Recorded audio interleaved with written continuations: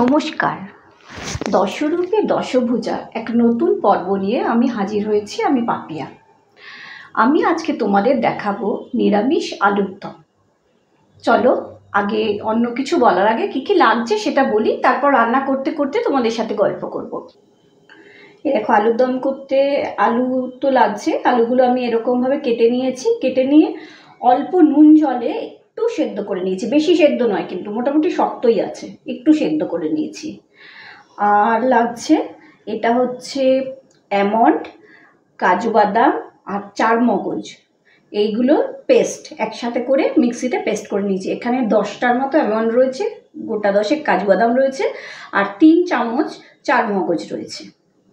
এটা হচ্ছে tomato paste, একটা মাঝারি সাইজের টমেটোকে মিক্সিতে পেস্ট করে নিয়েছি। এটা হচ্ছে আদা বাটা, এটা রয়েছে তেজপাতা, 2টো তেজপাতা, গোটা গরম মশলা, জিরে, এটা হচ্ছে নুন, চিনি, আর লাগছে এখানে জিরে গুঁড়ো, লঙ্কা গুঁড়ো, আর আমুল মিল্ক পাউডার। এটা হচ্ছে একটু সামান্য পরিমাণে আমুল বাটার লাগবে, বাকি রান্নাটা আমি সাদা তেলেই করব। আর লাগছে হলুদ আর শাহি গরম মশলা। এবার আর এই যে এটা দেখছো, এটা কিছু না, এটা হচ্ছে ওই টমেটোর যে পেস্টটা করেছি আর চারমগজ বা কাজুর যে পেস্টটা করেছি, ওটা মিক্সিতে অনেকটা লেগেছিল, ওটা ধুয়ে জলটা রেখেছি, মানে ওটা রান্নাতে দেবো বলে। চলো এবার দেখাই। দেখো, গ্যাস জ্বালিয়ে নিয়েছি, ননস্টিক বসিয়ে নিয়েছি। এবার এর মধ্যে দিচ্ছি সাদা তেল। সাদা তেলটা একটু গরম হোক, তারপরে এতে ফোড়নটা দেব। তেলটা গরম হয়ে গেছে, এবার এতে জিরে ফোড়ন দিয়ে দিলাম। তেজপাতা 2টো রেখেছিলাম, তেজপাতা ফোড়ন দিয়ে দিলাম, আর গোটা গরম মশলাগুলো এতে দিয়ে দিলাম। এগুলো একটু নাড়িয়ে নেব।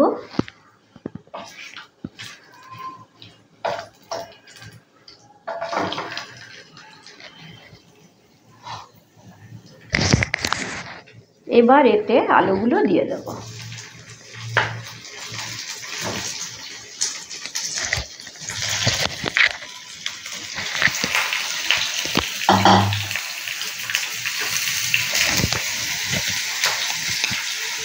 আন্দাজ মতো নুন,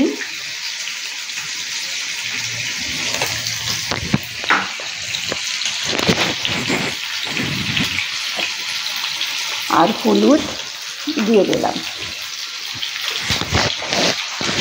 এবার এগুলো ভাজতে থাকবো। ভাজতে ভাজতে তোমাদের সাথে একটু অন্য গল্প করি। দেখো, আমি এখন রান্না মোটামুটি করতে পারি এবং রান্না করতে ভালোবাসি, বা লোকে খেয়ে ভালো বলে।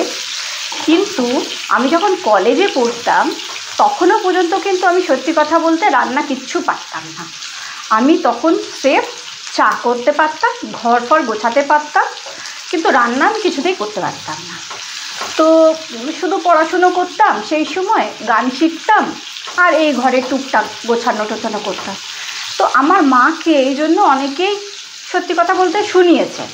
মাকে সবাই বলতো, মেয়ে কলেজে পড়ছে, এখনও কিচ্ছু রান্না জানে না, পরে ভুগবি এর জন্যে। কিন্তু আমার মা কোনো দিনও এর জন্যে করেনি, মানে আমাকে কোনো দিনও জোর করেনি কাজের জন্য। মা সবসময় একটা কথাই বলতো যে পড়াশুনোটা ঠিকমতো করলেই হবে, রান্না বান্না মেয়েরা এমনিতে সহজেই শিখে যায়, ইচ্ছা থাকলে শিখে যাবে, ওটার জন্য কোনো ব্যাপার নেই।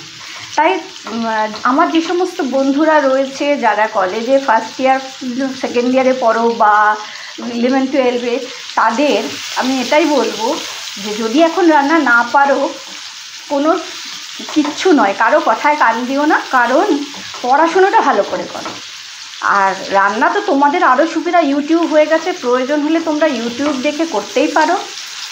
তাই আগে পড়াশুনো। ঠিক আছে, এবার চলো তোমাদের রান্নাটা দেখাই। এটা আলুটা একটু ভাজা ভাজা হোক, তারপরে মশলাগুলো দেবো। ওদিকে যতক্ষণ আলুটা ভাজা হচ্ছে ততক্ষণ তোমাদের আমি দেখাই। এই যে আদা বাটাটা ছিল, এই আদা বাটার মধ্যে আমি তোমার 1 চামচ আর একটু বেশি জিরে গুঁড়ো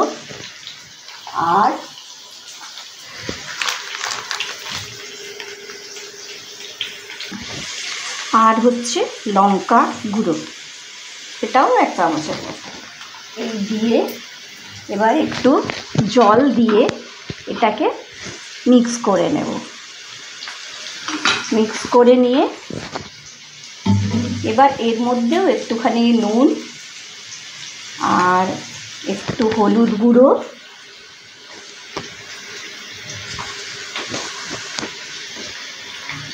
আর একটু চিনি, যেহেতু নিরামিষ আলুর দম একটু তো মিষ্টি হতেই হবে, একটু চিনি এই নিয়ে ভালো করে ঘেঁটে দেবো সব কিছু। দেখো আমি তো তোমাদের বলেইছি যে আমি কলেজ পর্যন্ত রান্না পারতাম না, কিন্তু আমি যখন প্রথম রান্না শিখি যখন আমি MA পড়ি, সেই সময় নিজের ইচ্ছায় প্রথম রান্না করতে শুরু করি। তো আমি তখন থেকে যখনই এই গুঁড়ো মশলা দিতাম আমি জলে গুলে এমনি করে দিতাম। সেই সময় তো অত কোনো কিছু থেকে দেখে করতাম না, নিজের মন থেকে। আমার মাও একটু অবাক হতো, কারণ মাকে দেখতাম যদি গুঁড়ো মশলা দিত এমনি দিয়ে দিত। মা বলতো যে তুই আবার তো দেখিস জলে গুলে দিস, কিন্তু আমি সবসময় এটা জলে গুলে দিতাম। এখন তো সবাই এরমভাবেই দেয়। চলো এবার এই মশলাটা যেটা মিক্স করলাম এটাকে এর মধ্যে দিয়ে দিলাম। এবার এটাকে একটু ভাজতে হবে, এগুলোর সাথে একটু মিশিয়ে নিই, তারপর টমেটো পেস্টটা দেব। এইবার টমেটো পেস্টটা এর মধ্যে দিয়ে দিলাম, দেখো। আর এটা একটু নেড়ে নিই, তারপরে কাজুর পেস্টটা দিয়ে দেবো, কাজু চারমগজটা। যেহেতু এটা নিরামিষ আলুর দম, তাই এটা একটু জুত করে করলেই ভালো, খেতে ভালো লাগে এবং এটা খুব ভালো টেস্ট হয় এই আলুর দমটা।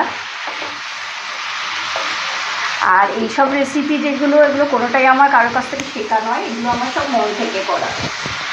আমি কিছু রান্না মার কাছ থেকে শিখেছি, বাকি নিজের ইন্টারেস্টে মন থেকে নানা রকম রেসিপি করে রান্না করি। এবং সত্যি কথা বলতে কি, সে কারণে আমার অর্ধেক সময় আগের দিনের রেসিপিটা পরের দিন মনেও থাকে না।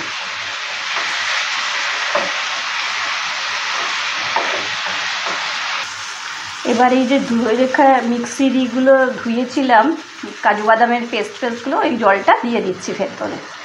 আর যদি লাগে তবে আরেকটু জল দেব,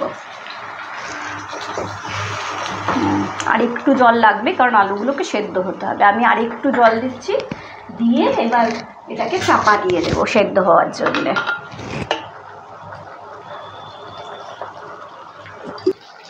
এই দেখো গ্রেভিটা এবার অনেক টেনে এসেছে।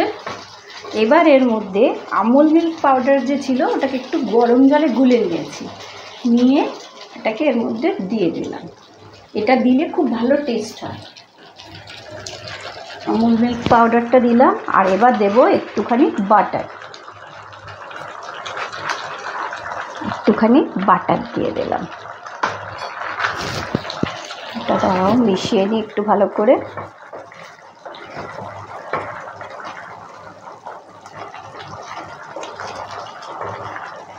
নিরামিষ এই আলুর দমটা সব কিছুর সাথেই খাওয়া যাবে।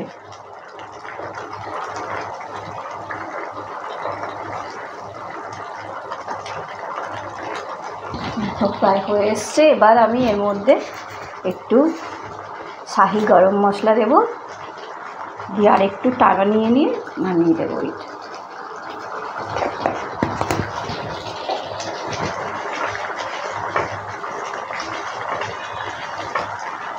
এই দেখো তৈরি হয়ে গেছে নিরামিষ আলুর দম।